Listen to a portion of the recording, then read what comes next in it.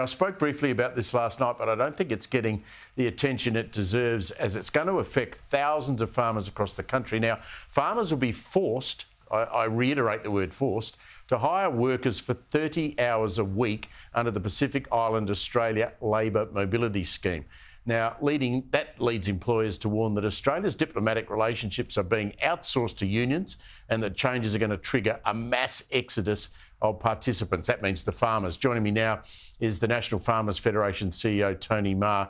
Great to see you again, Tony. Is that an exaggeration? Are a lot of farmers going to walk away from this? Yeah, they will, Steve, if it continues down this direction. The PALM scheme was promised to the agriculture sector as something that would be better than, an agriculture-specific visa. And the way it's going, it's turning out to be a very poor cousin of any sort of specialised visa. This PALM scheme is about, and rightly so, economic development in some of these Pacific Island countries. It was never designed to be specifically for the agriculture sector. And some of these changes, as you've alluded to, for 30 hours every week, that's just unrealistic from a farming point of view. I mean, that just doesn't work like that. Harvests come and go, and volatility in labour needs is just not that rigid. It really does remove the flexibility that farmers need.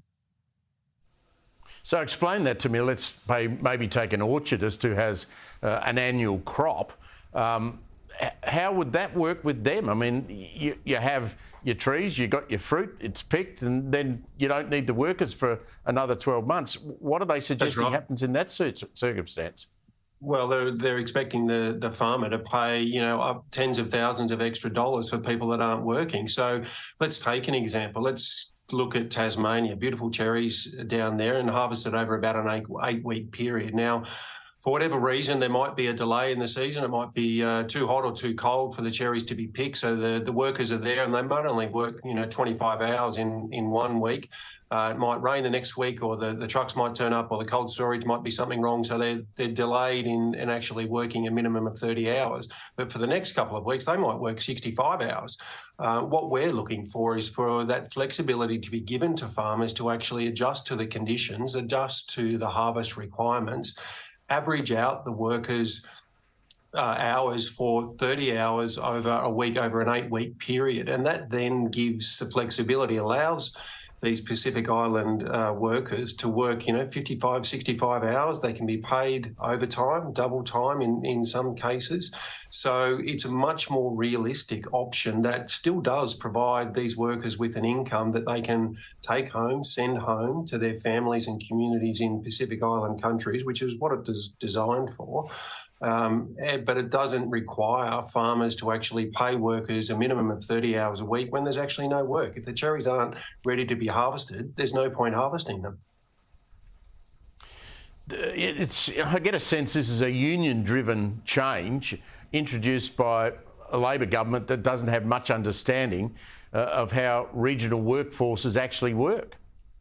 Steve, that's what it looks like, unfortunately. We've participated in good faith in the consultation process that Minister Burke and the government is running here. What we're seeing, unfortunately, is lots of nodding, but not a lot of action. There seems to be the government listening to unions and really ignoring what businesses are telling them in terms of the actual practicalities of what happens on farm. Sadly, Minister Burke doesn't appear to understand what happens on farm in terms of things being harvested at the right time in the right conditions so that they can go to the domestic market and export market.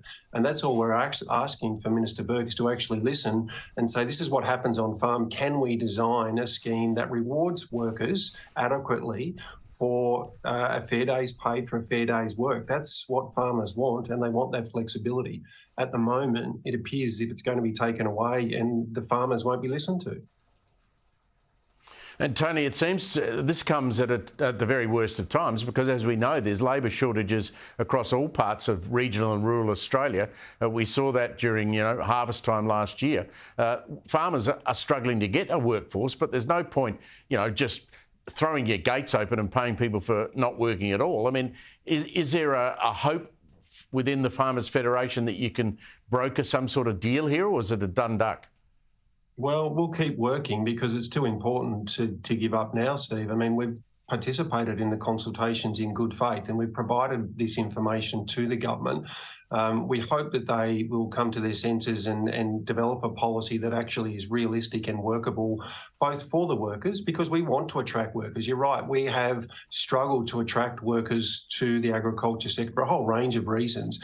And the palm scheme can be a good scheme, but if it's put in place in a dogged, ignorant way, then what it will mean is farmers will walk away from this scheme. That will have a detrimental effect not only to the domestic food and fibre production, but it will also severely undermine what is a really good relationship-building exercise between the Australian government and these Pacific Island countries.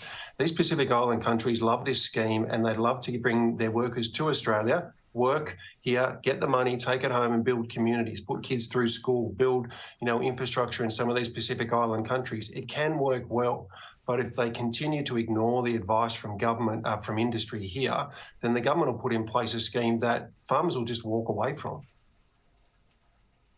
Well, we even talked last night to Helen Haynes, the independent member for Indi, who about the issue of trained school teachers being forced to go and sort potatoes because they've got to have a certain number of hours working in regional Australia in farming to get their second year visa. I mean, the whole visa system seems absolutely busted to me. I mean, it really does. I mean, I just don't understand it.